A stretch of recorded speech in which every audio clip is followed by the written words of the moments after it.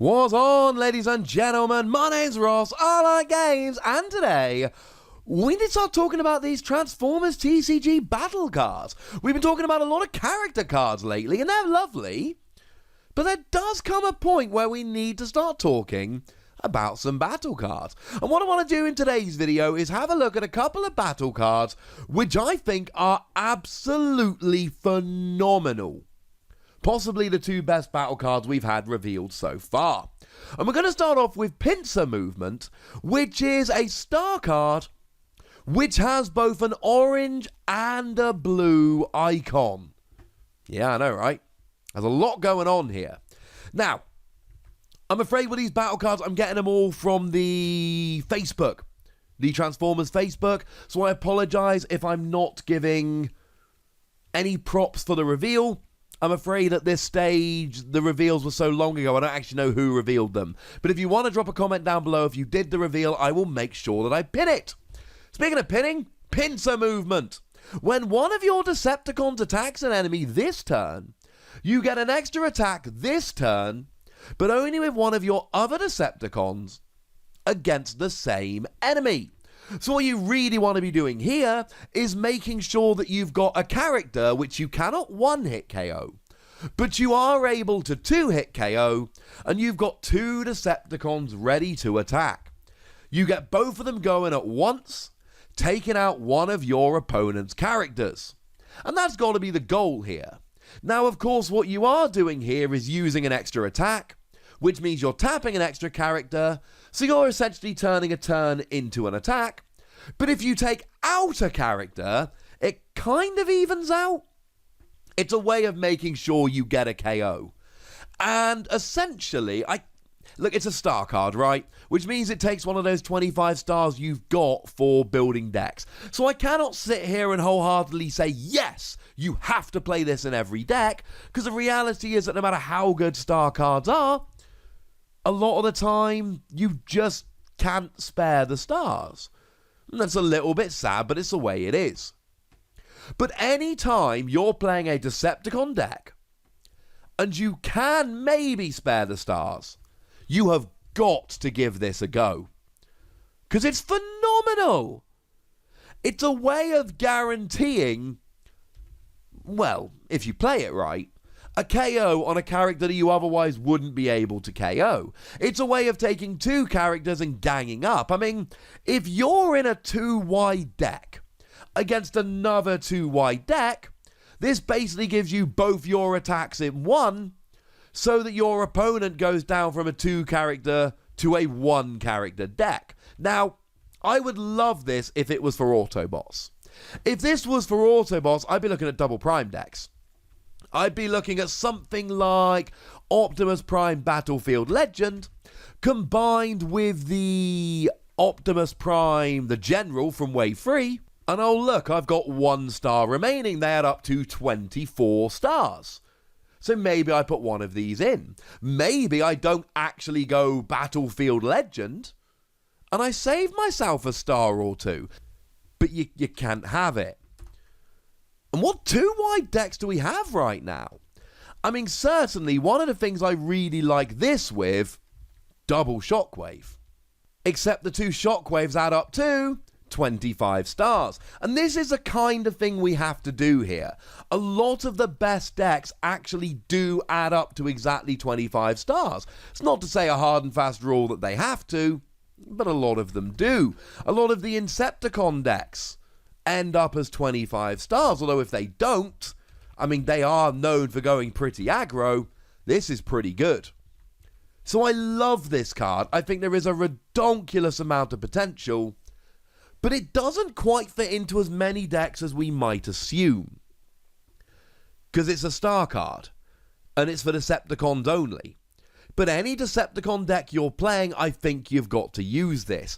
Is it going to even the playing field with Press the Advantage? Probably not, if I'm honest. But it's still a nice little trick. And of course, it has both an orange and a blue icon. So you can play it in an offensive deck, or in a defensive deck, or in a mixed deck.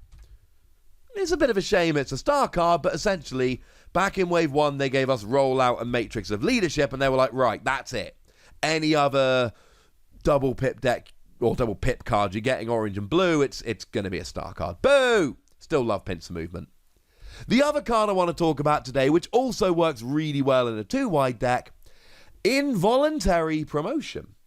Choose one of your characters. Return another character that has the same number of stars or fewer from your KO area to the battlefield, fully repaired. Move the damage counters and upgrades from the chosen character to the returned character, then KO the chosen character. So essentially what you're doing is swapping a bot on the field for a bot in your KO area. It's got to be the same stars or fewer that you're bringing back, and any damage counters and upgrades go back over. I love this. This is really nice. It essentially allows you to almost play a double-wide deck of the same character. Now, the ideal situation here is kind of find a 12-star character and go double. I mean, to use the double Optimus Prime example, you can use this to get rid of Battlefield Legend and bring back General, but you cannot use it to get rid of General and bring back Battlefield Legend. But then again, maybe you really want Bold, Tough, and Focus, so you bring him back. Maybe you play it in an Insecticon deck, and maybe you go, right, well, okay, you KO'd my Scrapnel. It's a little bit sad. I quite like Scrapnel. Scrapnel's a really good card. Oh, hang on a second. I got an undamaged Bombshell on the field. He's an 8-star. I'll just KO him and get it back. It reminds me of I Still Function, except I Still Function brings a character back for a turn and then KOs it, whereas this actually brings a character back, gets rid of a previous one, but brings it back. Maybe you can use it in a Devastator deck. You've got 6 very weak bots, so if your opponent KOs one that you'd rather have out, just swap it. It's really kind of cool. I think this opens up so many options, not even just for deck building, but for actually in-game decision making. Now, one thing that is very much worth pointing out here, black icon. And I think that's deliberate.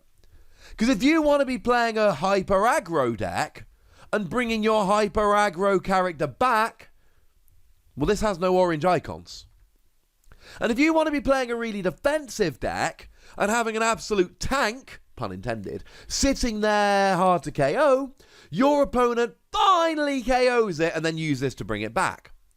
But you're giving up blue icons to do so. So you end up with a black icon card. You end up with a little bit of extra Pierce. Okay, we like Pierce. But is it really good enough? And I think this is one of those cards where you play it for the effect, and oh look, I get Pierce 1, that's kind of cool. But a lot of the time you're giving up what would otherwise be an icon that you'd rather have. And look, we all play I Still Function despite the fact it has no icons at all. It's not like we're really put off about this. We've all been known to occasionally drop marksmanship into a more aggressive deck even though it's got a blue icon. Or press the advantage into a bluer deck even though it's got an orange icon. Because you know what? Sometimes it's worth it. You can't do it too much, but you can do it occasionally. And the fact of the matter is, this is going to really help you out. It's going to be awkward sometimes on the maths, because a lot of the times you've got something like Optimus Prime Battlefield Legend as a 13-star, and really you want to bring that back, but you can't. So you've got to plan this a little bit.